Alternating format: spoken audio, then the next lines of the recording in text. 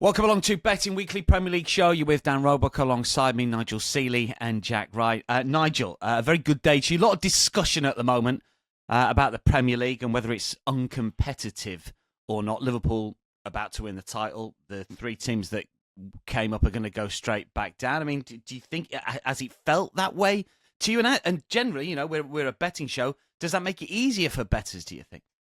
Well, good morning to you.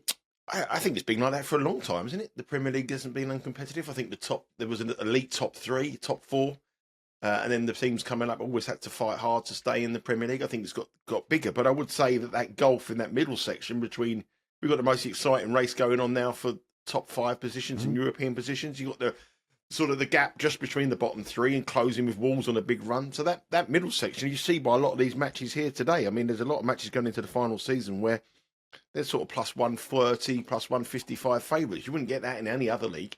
Well, the French league, I mean, you've got a team like Paris Saint-Germain who've won it. Already won it. They won it in September. And then you've got, the Spanish league, three teams, an elite, three sides there. So, I mean, it may look like that on the league table because Liverpool have won it in a canter, really. But I think next season, we've got a real title race. I think the gap between Liverpool and the rest is probably a little bit, what it is. It shouldn't be as wide as it is because other teams have slipped up at crucial moments and Liverpool have won the big games.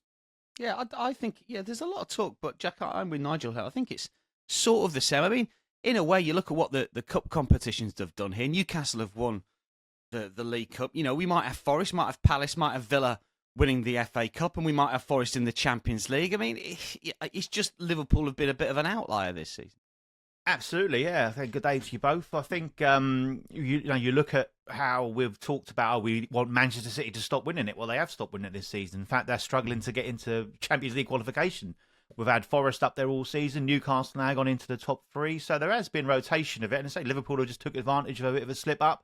But, they haven't won it for a few years. Arsenal are still kind of the bridesmaids by the looks of things, but could well go on and win the Champions League. So I think they're certainly competitive around there. And you say that middle pack, it's rotating on a weekly basis. So there's lots to enjoy about it. And yeah, it is very, very tough for the new clubs coming up. And we're a little bit disappointed that they're not a bit closer to some big names there that could be dragged into a surprise relegation fight, aren't they? But so that's probably the toughest part, trying to bridge that gap. But clubs have done it. You say not long ago, Forest got promoted. People talk about that. And the same with Brentford, the same with Brighton. That's not that many years ago. So, there's still hope. Still hope. And you just got to remember as well, 10 years ago, we had the biggest story in football history when Leicester won the Premier League. Yeah. You tell me other league across Europe where 1,000 to 1 shot is going to win their league title. Happen. It doesn't happen. Yeah, not happen. I think mainly like across Europe, you've got the absolute elite clubs that are going to be there year in, year out because of the tradition, the history, the money. And then there's one or two every year, a different name that gets popped in there. You look at across the likes of Mainz in Germany, and you look this year with Forest. You've got that surprise package. And you go, how far can they go? And so there's always that hope, as Nigel has said. Leicester, can they do a Leicester? There's always that hope. But there's lots to love about it. Having said all that, how many 10 to 1 winners has there been in the Premier League this season on the money line? 10 to 1 or bigger? How many? 2. Quiz. Early quiz. The return of the quiz. 2. Jack? I'll go one less. 1. 0. Oh. Well, for the first time in over a decade. We're not over yet. It's not over yet. Yeah, that's true. 10 to 1 shot bigger than this. Were there any 10 to 1 winners last season? I can't remember. Was there any? Yeah, there was. Many. I was on half of them. And then the other Aston Villa was the one that I was getting at. Yeah, the other thing as well, Dan, about you asked the question, is it tougher this season? Looking at my P&L, it's the toughest season ever been. It's impossible this year. It's so hard to make money. Anyone who made money is a genius. Well, speaking of the P&L, it's up on screen for you to peruse. The show has dipped into the negative after we got into we got our heads above water, then suddenly there's a big boot that's just come down on our heads. But I'm confident that by the end of the season, the show will be in profit. Make sure you tag us in. Let us know what you're betting at Because We Win on Instagram and, of course, on X. If you're not receiving the newsletter, what's wrong with you? bettingweeklystudios.com. Plenty of selections, plenty of really good info when it comes to the newsletter, out twice a week. And get your comments in on YouTube as well. We're on hand over the weekend. If you're tailing us or fading us, let us know. We're going to kick off with Everton versus Manchester City here, and Nigel's pushed quite a few chips into the table for this one. This is Saturday, 10 a.m. City are -112, Everton are 3-1 here. 5 of the previous 8 seasons, City have been worth betting at minus money away from home, but not this season. It's their worst return for over a decade. Are we steering away from the money line here, Nigel? And I mentioned that you're pushing chips into the table here. That's because you've got a 1U play and your same game parlay. Yeah, well, the same game parlay, I was going through the matches and I thought to myself, some of these matches are impossible to call. So I thought, let's get it out of the way nice and early so I don't have to do to go down into try to find delves in things that are more difficult than they should appear to be. But I thought I'd go in this one. I've got an opinion on this match. So I sort of built the same game parlay in the same opinion. And the opinion here is I think it's going to be a tight under 2.5 goal game. That's pretty much what Everton are doing at the moment. And as we said on the show before, when David Moyes come in, he was playing attacking, expansive football with lots of goals and lots of high-scoring matches. And we were all sitting there thinking, this is not what we thought would happen. It's not for. Well, it's gone back to the normality now. Obviously, David Moyes, last 6 matches in Everton, in charge of Everton, every single one of them is under 2.5 goals. They have 3 more matches remaining at Goodison Park before they move to their new home. 2 of them are against teams. The remaining 2 sides, one of them Southampton, the other one I think is Leicester or Ipswich, I think. And then they have this one against Man City. So this is their last really big match at Goodison Park. You would look at Everton this time of season and you think to yourself, well, they're going to ease up. They've got nothing to play for. But the fact this is their last big match against the champions, you are going to expect an absolute tough afternoon for Pep Guardiola's side. Pep Guardiola obviously knows his team after what has been a really poor season, could even finish 3rd. I mean, it's incredible when you think about it, where they were and what a fade they went on. They're in pretty decent form at the moment coming into this match. It's still without Haaland, which is a big blow, particularly in matches like this. But Mamouche has been the decent understudy. And but I just think in this match here, I think it's going to be an electric atmosphere. It's an early kickoff, and I expect this to be very, very tight. The return fixture was 1-1 up at the Etihad, and that was when Everton were having a bit of a bad run of form. They're a very, very different side now. They're a very different side in terms of their home position with this end of the season. And I think my 1 unit pick is on under 2.5 goals, which is plus money, plus 102. I think that is a big, big price. And that forms part of my same game parlay. And my same game parlay is the under 2.5 goals. Mamouche to have a shot on target. He's been having shots on target since he's come in. He's been scoring goals. No Haaland, so he's certain to play. And finally, Everton to get more than 3.5 corners. Now, that is purely and simply because the passion, the crowd wanting to win their last big match, and that plays plus 335. So a big match for me. I've got my same game parlay at plus 335 and my 1U pick on under 2.5 goals at plus 102. Nicely done. Jack says you haven't won back-to-back games in the Premier League since December. 6 wins away from home, all bar 1 against sides in the bottom 6. So they're not exactly great travellers. What's your lean in this one? Yeah, for that reason, really. Everton plus 0.5 Asian handicap. So effectively, we're getting the double chance here. Draw or the Everton win at minus 109, which I think is a great price given the job that David Moyes is doing at the club. 13 league games in charge. They've only lost twice. And 21 points. Only 6 sides have got more points in that period of time as well. So he's done exceptionally well. And Nigel's touched on it. Built on the foundations of a solid defence. Only 13 goals conceded. Only Arsenal and Liverpool have conceded fewer goals in that period of time as well. So that bodes well for Nigel's bets on that one as well. And so they've got that Goodison Park feeling. That's what, again, is another massive driver for this. They are going to keep going to the end this season. And also, I mentioned it last week, David Moyes is that manager that will make sure they stay honest anyway, because he's just that old school manager they've got in charge. So you mentioned City, not the same on the road. They have been okay in recent weeks, but they still on the road. They still seem to have their problems. And I just looked at those 3 wins they've had in the last 12 league games coming against Ipswich, Leicester, and our good friend Spurs. And I feel that, they've also lost their 3 Champions League away ties in that period of time as well. So I just think that with everything going with Everton at the moment, it will be tight. They can get a positive result, be that a tie or a win. And therefore, the plus half-goal handicap is the one for me. Just a lean from Jack. Let's get Nigel's hot dog next. It's in the Brentford-Brighton game, another Saturday 10 a.m. game Eastern. Not a lot to choose between them in terms of prices. There has been money for Brighton. They're plus 163 now to win the game. Brentford looked a little too timid against Arsenal to me. Brighton have had a little bit of a drop-off, but their season's gone in sort of peaks and troughs here. It's an interesting game. I sort of thought Brentford might be a play, but Brighton at a bigger price were tempting. Now it's almost a pick-em contest. Nigel, what you got for us, hot dog? Well, whenever there's a pick-em contest, you do one thing, and that is bet the draw. And my hot dog here is the draw at plus 255. I think it's a big price. I think this is a typical end-of-season match between two sides who realistically have had good seasons, but the season's over for them. You know, they're 10th and 11th in the table. There's only 3 points, I think, separating the two of them in the league table. One spot, nothing really on the ratings between the two of them. They're both very, very similar. Brighton probably edge it a little bit, but I think that this is an end of season game. The only thing I would say is obviously there is a bit of animosity between the two owners of the clubs, which might spice it up a little bit, but that hasn't really seen bookings go up in previous years. I think there's been 2 bookings in the last 2 matches. I was looking at the bookings as a prop here. In the reverse fixture, it was 0-0. Last season, it was 0-0. It looks a match on paper where you expect goals. You know, if you look at the amount of the chances these two create and the goal threat that Brentford have, you would look at it at goals, but it doesn't really match up to that. Brighton, very, very poor last week in a 2-2 draw against Leicester. That sort of showed their season. Had a good run in the FA Cup. Hope they could, 3 weeks ago, 6 weeks ago, they were thinking about getting in the Champions League. It's all gone a little bit wrong for them now.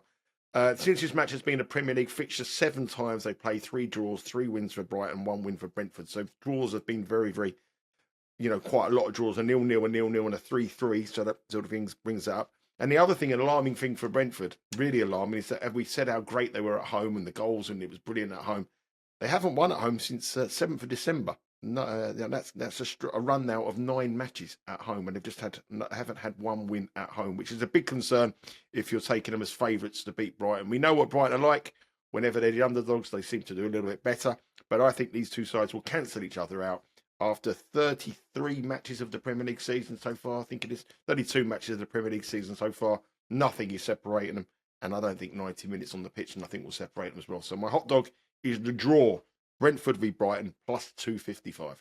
Yeah, difficult to argue against that one. I sort of quite like Brighton on the draw no bet, but you want to sort of keep the draw on side. Jack, what have you gone for? Is just a lean for you in this one? You're looking at a score or assist play. Yeah, I've gone with a player prop in the end. I must admit, I was very much tempted to go with the under 3 Asian total for those reasons that Nigel said. You kind of look at the game on paper and you go, oh, there's got to be goals here. And then you think, well, there's not been in the history. So those 7 meetings that Nigel talked about, the 3 goal lines it's gone over that only once. So there's been a push in there and the rest have been unders. So that's an angle to look at. I've gone with Mbomo to score or assist because I do feel that there is that element that I've mentioned it last week that Brighton just do find ways to concede goals, especially at the moment. They've certainly hit a wall when we thought they were on the cusp of breaking into those European places, and they've just seemed to fade away and conceding too many. So on that basis, I've gone kind of possibly more of a safer option if it does unravel a little bit. Brian Mbomo to score or assist at plus 138. So the other element of that is the fact that he's on penalties for Brentford. They've won 5 this season and Brighton have conceded 7. So it adds another little element to that selection. So that's where I've gone with my lean. But I wouldn't be surprised to see that under 3 hit as well. That's certainly one that was high up on the list, on the short list. Yeah. We needed a Mbomo shot, didn't we, last week for the same game party? I think we they only had just 3, missed didn't out they? on that. Yeah. I thought they should have played more positively. I thought they were a bit timid anyway. And Mbomo, hopefully, to score or assist in that one. We're looking for a draw as well for Nigel's hot dog. Let's get to Palace against Bournemouth, another 10 a.m. game on Saturday. Another one where we've seen prices change here, Nigel. That's because Palace were thumped in midweek by Newcastle. They were plus 138. They're plus 160 now. To beat Bournemouth. So their form's tailed off a little bit.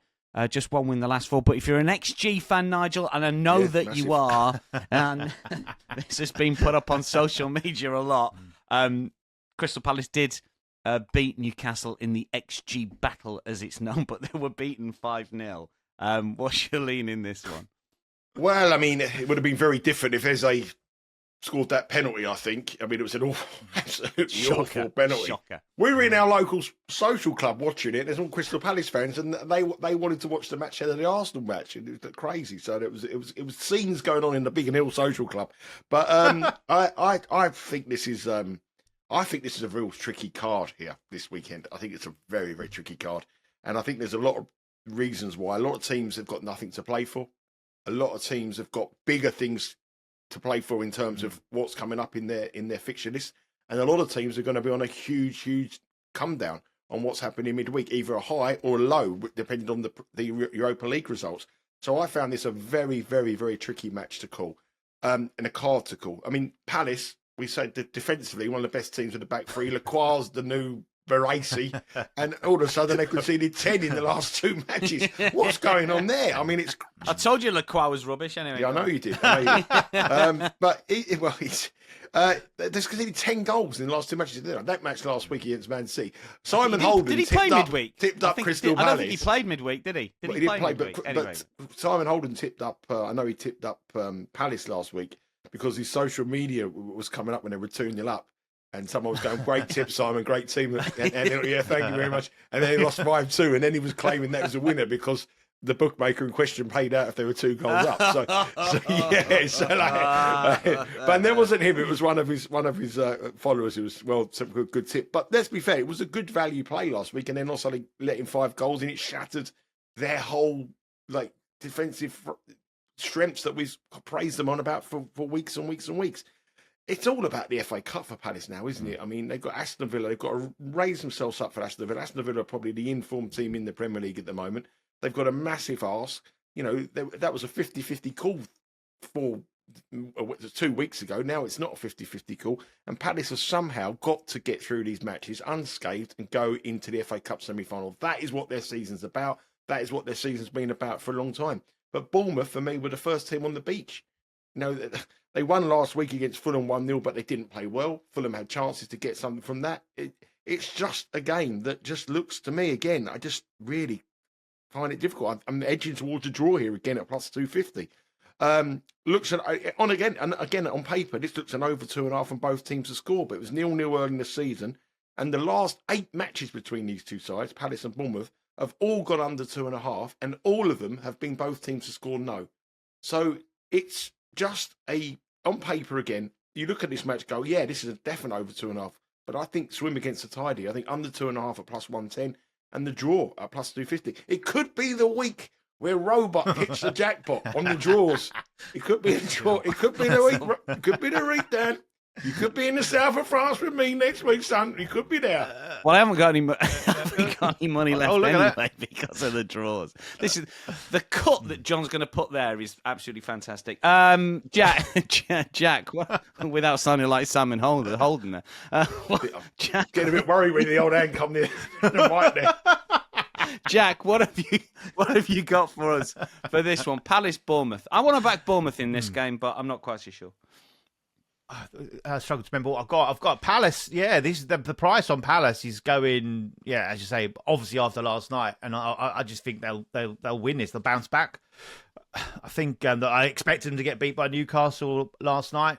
I didn't expect them to get beat that heavily. They completely imploded, but that can happen at Newcastle, and we saw the same thing at Manchester City. But obviously, to start with, they were on fire. They were causing Man City loads of problems. Went 2 up. And we're a toenail away from being 3-0 up with that Munoz ball into Eze again. But I'll tell you what, I'm glad I wasn't waiting on a Eze penalty for the hot dog last week for a score or assist. That would have been a disappointing end to that tale, wouldn't it? But he did the business then. And look, I think defeats away at Manchester City and away at Newcastle aren't going to define Palace's season. They have got that FA Cup semi-final coming up. I think there's a few players now that will need to be playing for places. So I think that will help a little bit as well. They'll need to get a little bit of confidence back. So I think they will have to go and look to get a positive result in this one. And Bournemouth, I agree with Nigel. I thought they were pretty poor against Fulham, especially after the start they got and then hitting the bar so close after that as well. They let Fulham have 70% of the ball in the second half and Bournemouth only managed 3 shots. So pretty tepid effort. And I think Palace at home needing a bounce back against this Bournemouth side that have been poor in recent weeks can get a positive result and get at a better and better price as the minutes tick by. That's just a lean for Jack. Palace to win. West Ham against Southampton next up. Now, Nigel, this was one that was just outside of your official plays, I think, wasn't it here? Saints are down, as we know.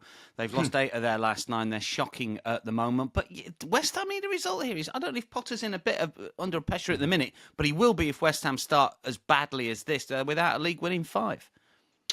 Yeah, but I've been a bit unlucky. But one thing I will say, I looked at the Dan Roebuck preview that come through to the show here, and it's got Wham -1 lead. And I just wanted to know if you thought that West Ham wrong out in Club Tropicana at the moment in the season, or But on this match here, I'm your man, and I'm going to make you West Ham here -1 goal. I think West Ham win this and win this well. I think their results haven't really given them credit for how they played. I thought they played really well against Wolves.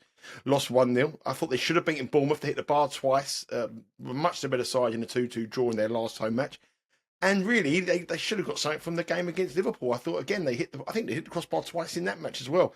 Very, very unlucky, West Ham, in the last 3 matches. And I just got a feeling that West Ham are going to give someone a good hiding very soon. They've got all their players back. I think Fulham looks quality when he comes on. I think he gives them something different. I think his energy. I think he's got something to prove.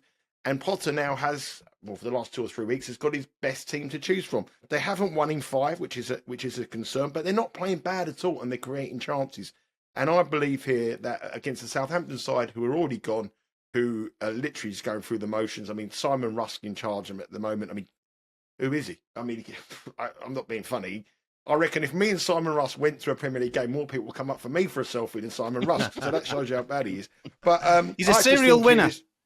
Oh, I like that. Rusks, I like that. Anyway, they've scored the goals they've conceded at Southampton. They've conceded at least 7 goals in the last 8 matches, in their road matches, which is incredible. Just conceding goals for fun. Their last 9 matches, 8 losses and 1 draw, no wins in 9. They're a side that are bidding for going for history in the worst possible history, with the worst score for points total in the Premier League history. And I believe West Ham will do a number on them. I was going to put this up as one of my official plays, but I thought the price was a little bit too short to get involved. But West Ham -1 on the Asian handicap is -134 with Bet Rivers. And I think that West Ham win this fairly comfortably. I can see West Ham putting 3 or 4 past the Southampton side, because they haven't had the luck in front of goal in recent weeks, and it's all going to come good. And I think they'll beat Southampton very strong. Wham playing freedom. Is that what you're talking about, Nigel? Yes, exactly, mate. Yeah. I'll tell you what, listen, I said to you so many times in this show, just leave the gags to the professionals. You're here for one job, to do the show, make it link together, and throw the odd question in now and again. You're not here to be the funny man. You are the straight man, all right? Next match, please. Speaking of funny men, Bowen is on the... I don't even know why I'm here. Jim Bowen. Next match. He's a bullseye hat-trick, Jim Bowen. Jack, Jared Bowen. I'm getting the feeling this isn't the time for me to crack the last Christmas they played well joke, but I'll move on swiftly to Jared Bowen's the man I've gone for to score any time +130.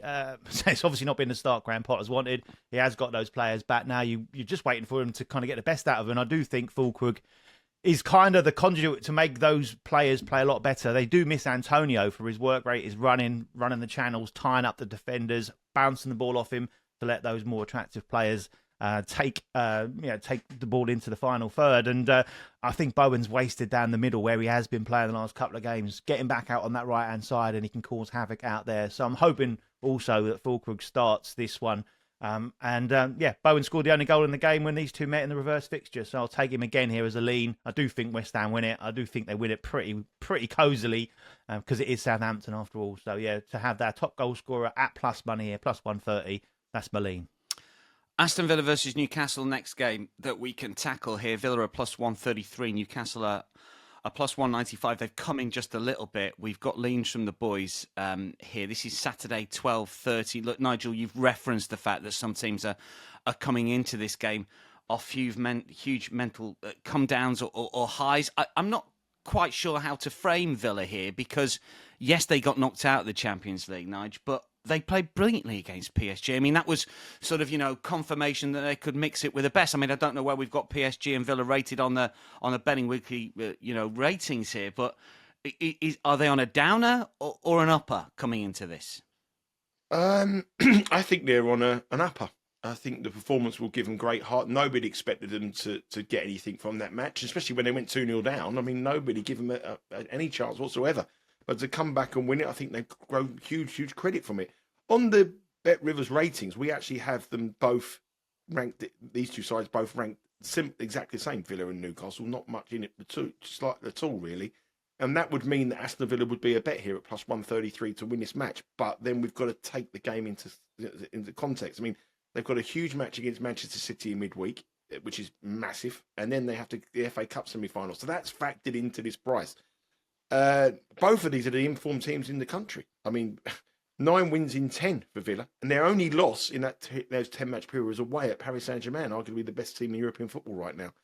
Newcastle have won their last 6. You know, after winning the League Cup, you usually get a come down. But they're both peaking at the right time. And both of these sides will go into next season thinking, you know what, we belong here and we can really, you know, good couple of good signings. The beautiful thing about Aston Villa is the business they did in the transfer window, and I think that's why going down these stretch of all these matches, they have quality of players that they can bring in and change around. Newcastle won the reverse fixture 3-0, but it's a very different Villa side now. And again, I'm looking at the draw again. I think plus 250 the draw was a big price. I would be amazed if one of these matches wasn't a draw. So if you bet West Ham, if you bet Brentford v Brighton, you bet Aston Villa v Newcastle, and you bet the other match. What's the other match? Brentford. Brentford, Brighton. Can't remember. Fulham match and Villa match. If you bet all them singles as a draw, I'd be amazed if one of them wasn't a draw, and you would profit on the draw on all 3 of them. So I think the draw at plus 250 would be my lean. Jack, what you got for us? Just a lean on this one. Keep your wallet in your pocket and go and place that bet online, Dan. That's what I'd suggest doing. But I've gone with I've gone with Newcastle plus quarter of a goal here. So obviously, if they avoid defeat, we get some kind of win. Half a stake on the Tino bet, half a stake on half goal start. Minus 127 it is. It's a lean. Obviously, the price has come a little bit because of that superb performance last night. Eddie Howe's obviously got recovering from pneumonia, but it's been seamless transition. Probably helps to the fact that Tyndall's been with him for so long. He knows exactly what he needs to do. And 9 goals in those 2 games. It's been sensational effort.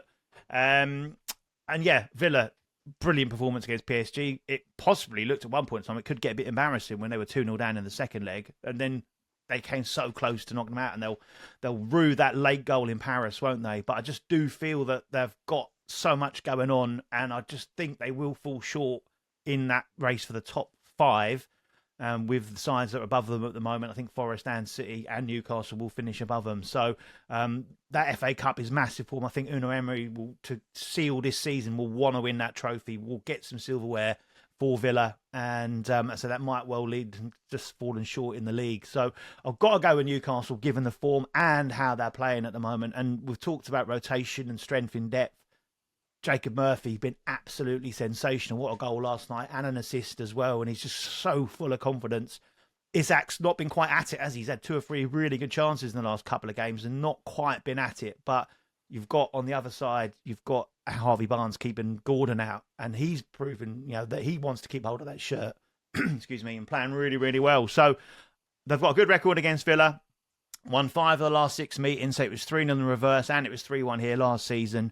Villa have only lost 1 at home, so it's a real tight one to call. We've said it's a tough slate this week, but I'm just going to side with Newcastle on a plus handicap so we can get a little bit of a win. I can't go against them at the minute. They look sensational, especially that 3 in the middle of the park with their energy. I can't believe what they're on, but they're showing absolutely incredible levels of fitness and drive. Love watching them play. So let's go, Newcastle plus handicap.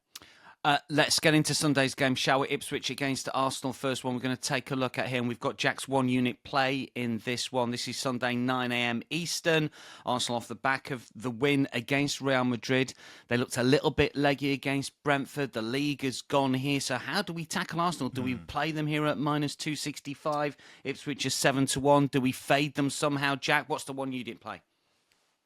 I'm just going with the both teams to score. Yes, it worked a couple of weeks ago in an Arsenal game, and a couple of others that I played as well. Cashed for Nigel when he played a similar method last week as well. It's plus money, plus 100, so that gets in as a 1 unit play. And Nigel mentioned earlier Everton's last kind of big game at Goodison is Manchester City this weekend. Well, this is Ipswich's last big game in the Premier League for at least a season.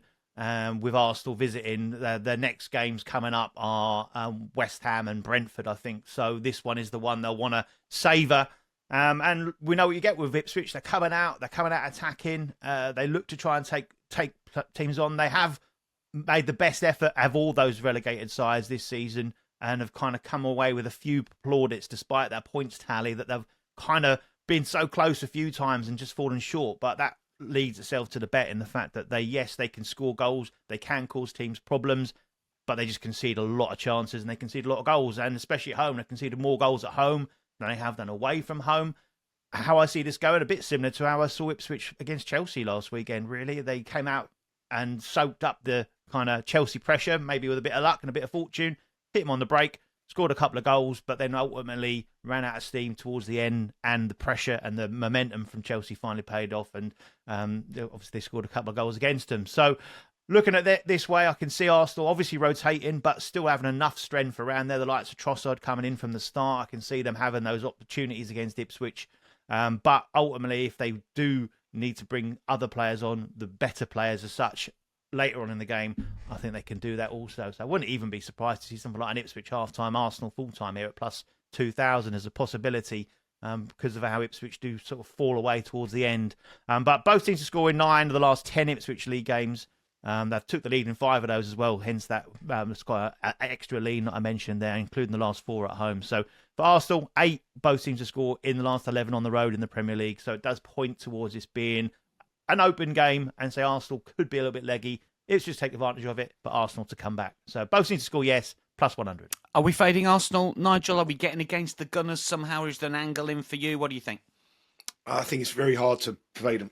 I think if they were playing a different side, then yes, side that had the motivation to get into European football, yeah, definitely is a case to fade them. But I think they'll be too strong. Their squad is back to full fitness now, really, Arsenal. I mean, they're only Gabriel short and Jesus short of having a full strength squad. And when you look at it now, they've got ideal replacements to go into matches like this and win them. They're no value at minus 265 though. That's not for me. I slightly disagree with Jack. I'd probably go for Arsenal to win 2-0 here. I was more expecting an Arsenal 1-2-0 win. I think Ben White will probably play in this one, which will make their defence a little bit stronger. I looked at an angle last time they played in that 1-1 draw against Brentford, and that was to go for those fringe players coming in to score at any time. But Sterling, I couldn't bet him with your money. Well, I know you haven't got any money, but Trossard, I couldn't bet him with Jack's money. He's got plenty of money. And but Tierney, people like that. But I looked at. I'll tell you what I looked at here. I looked at Thomas Partey at 24-1 to score the first goal and plus 10.50 to score at any time. And the reason why I like Partey was he scored for them against Brentford in that match when I was looking for fringe players.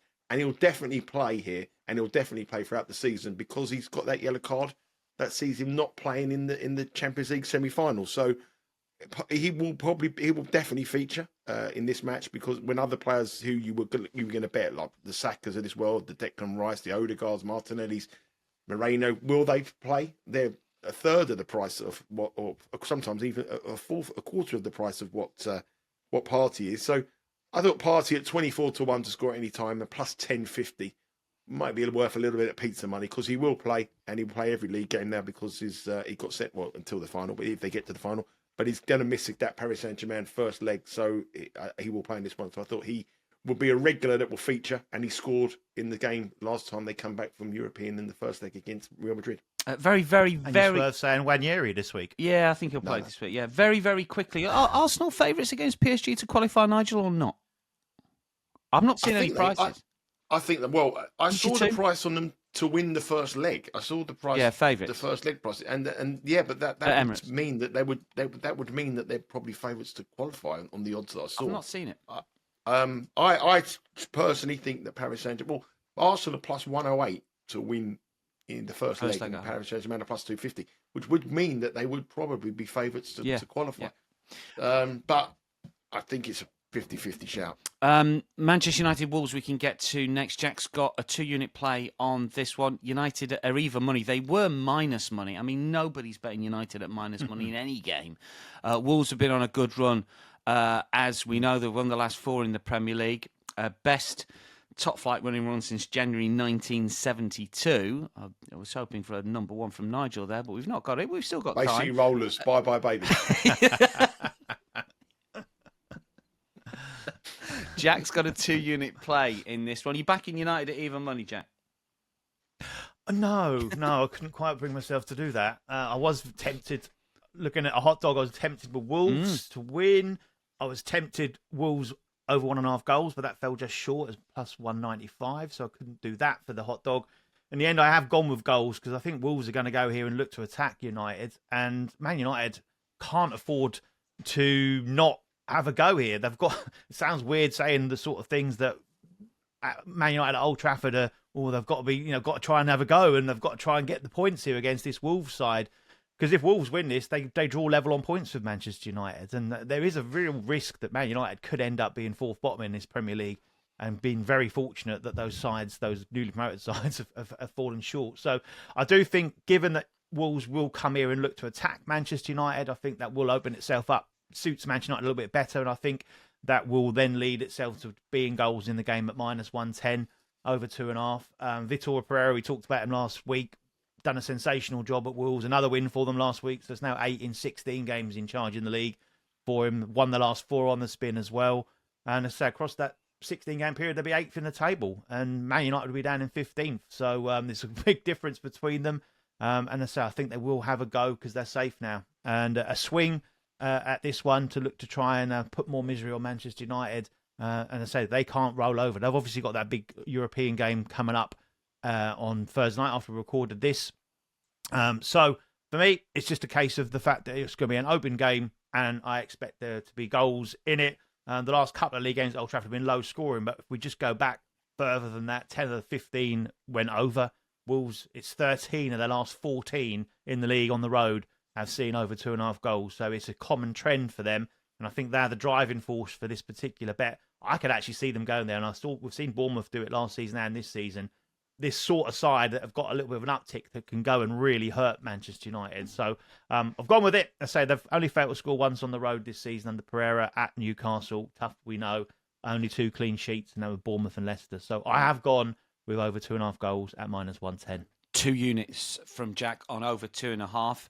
Not tempted Wolves, Nigel, plus 265. I mean, United, we don't know what's going to happen with their European game, but Wolves have found a bit of form. It's sort of hot dog territory, isn't it? 5-2, a bit bigger.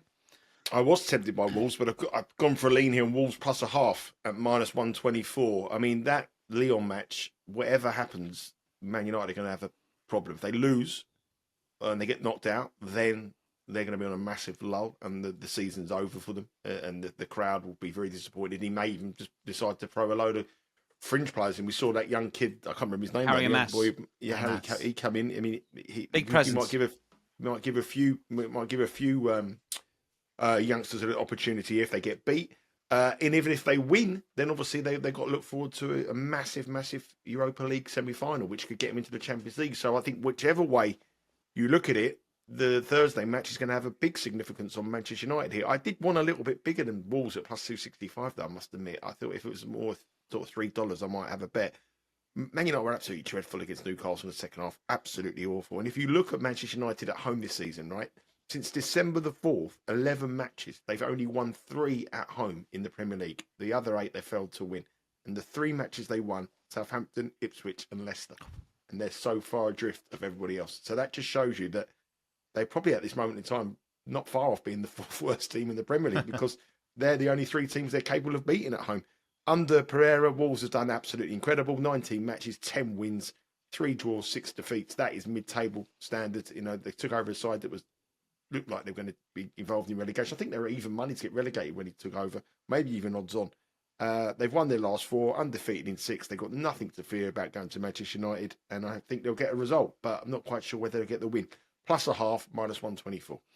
I think it's interesting what he does with Cunha here, because obviously if he does give him game time, this is the perfect stage for Cunha to go and he's engineering this big move in the summer. Well, he could do that. Yeah, he could do that. He does do that against the relegation sides, doesn't he? So it could well happen at Man United. Yeah, but it'd be interesting to see if he gets the game time to go and showcase what he can do at Old Trafford and further enhance that move away from Wolves. We need some quick leans from you. Fulham versus Chelsea, another Sunday 9 a.m. one here. Fulham plus 185, Chelsea plus 143. Fulham's sequence at the moment, Jack, is win, lost, win, lost, win, lost, win, lost.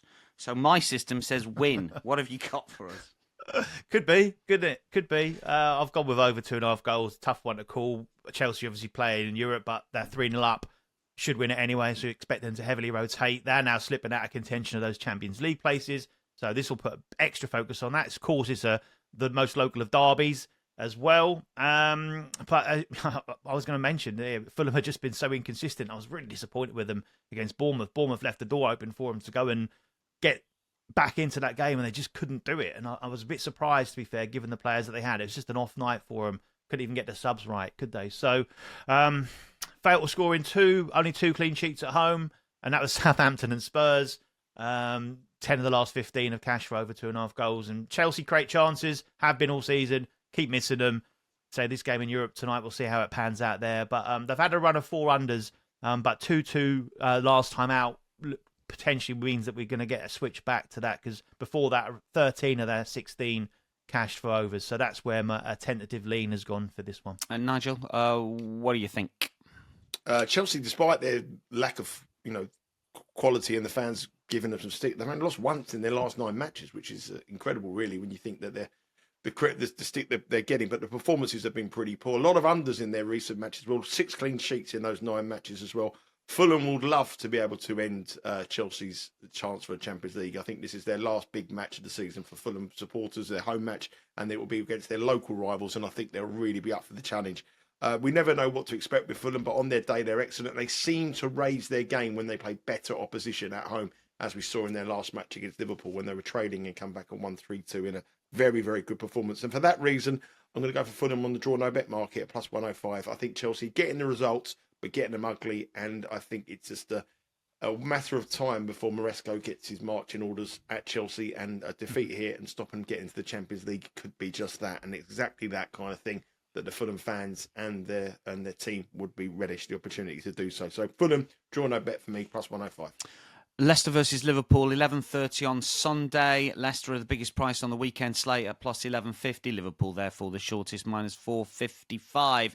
Could win the title if Arsenal get beat by Ipswich. Nigel, I don't know if that's going to have any bearing on how bettors tackle this one. Would you advise waiting until we know what's happened at Portman Road, or does it just not matter? It's, Liverpool short price favourites away at Leicester, who are pretty awful, as we know.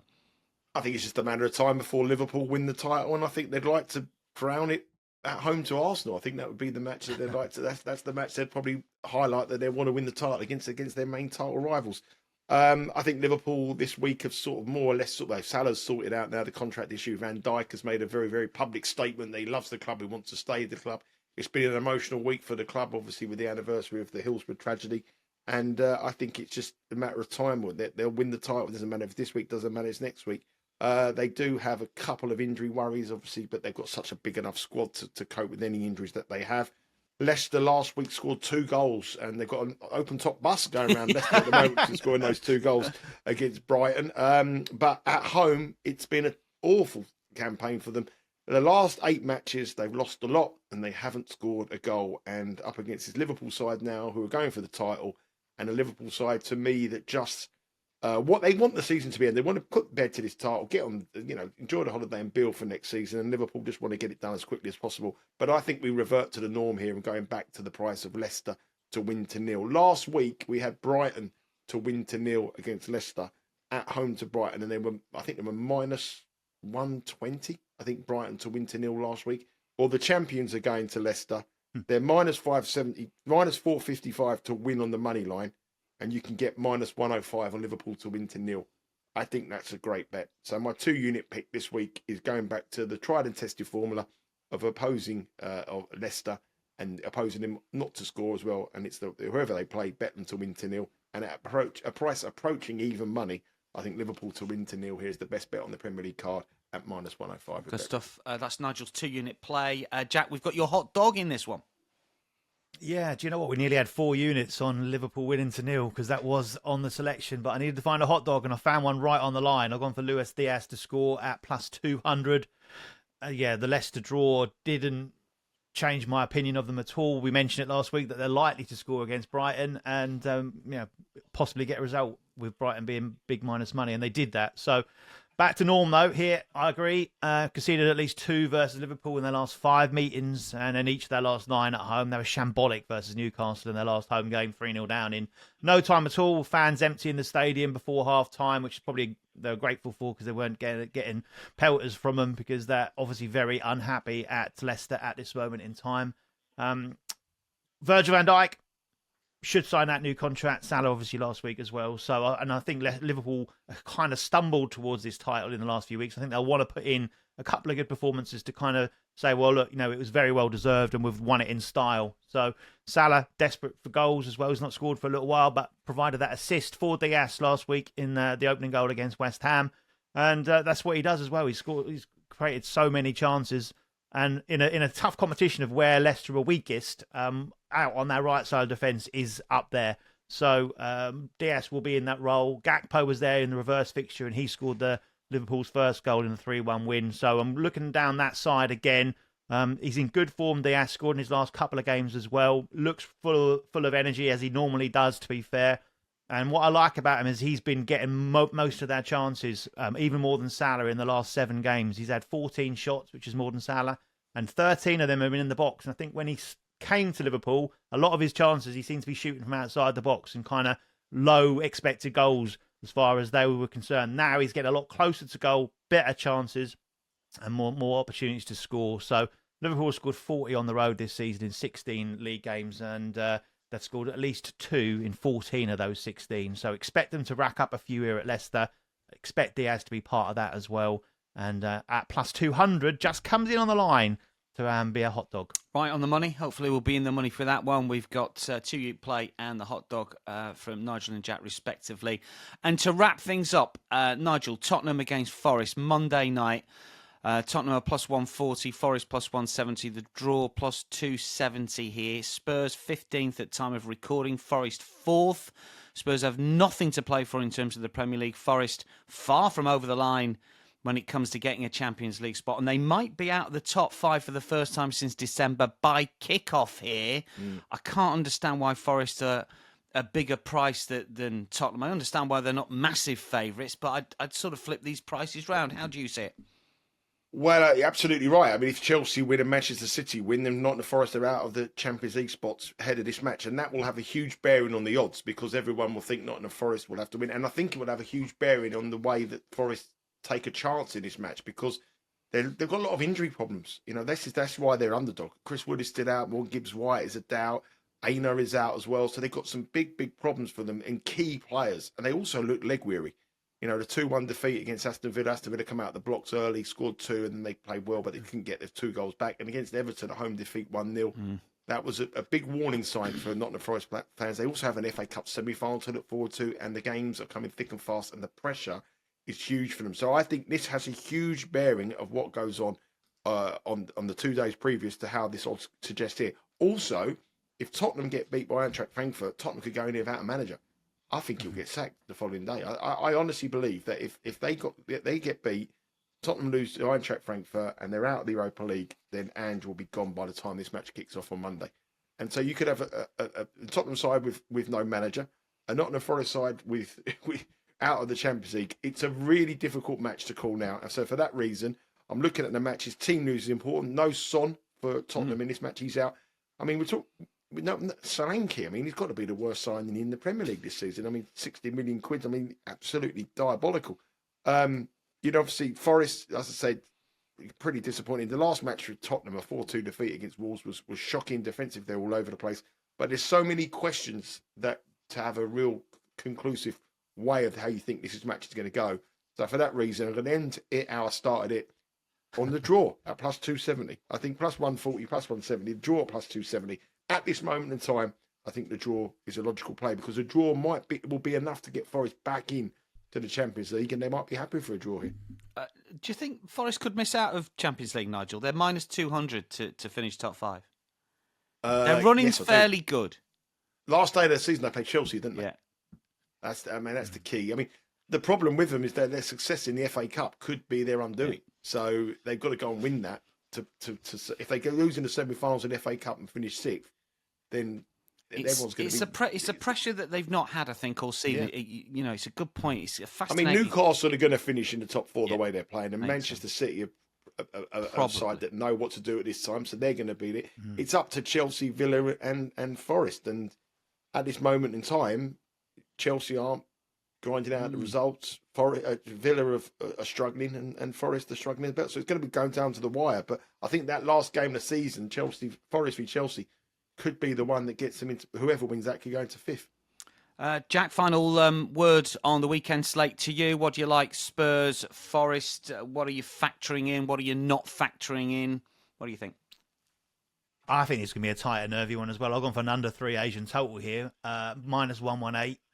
I feel Forest lost those last 2 now on the spin in the league. They are concerned about dropping out of those European places for the first time. The pressure's on. I think they might just sneak it into 5th come the end of the season at the expense of Chelsea and Villa.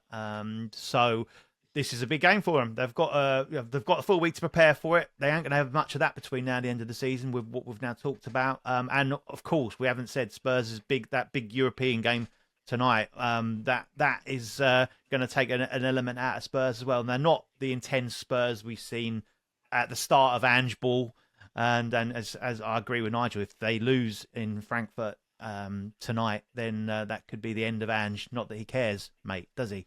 So apparently. So I think, tight. I think this is proper Nuno ball here. We're going to go back to the standard Nuno tight, keep it compact, make sure that he doesn't give those chances to those Spurs forwards, whoever they happen to be on the day.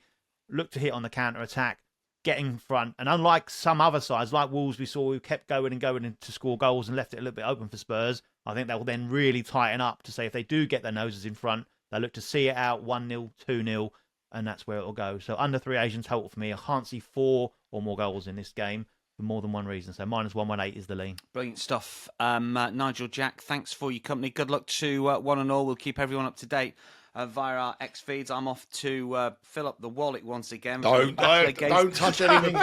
Don't touch anything this week. And I've done with the draws. I've done with them all. That is a wrap for betting. Got a lucky 15 there.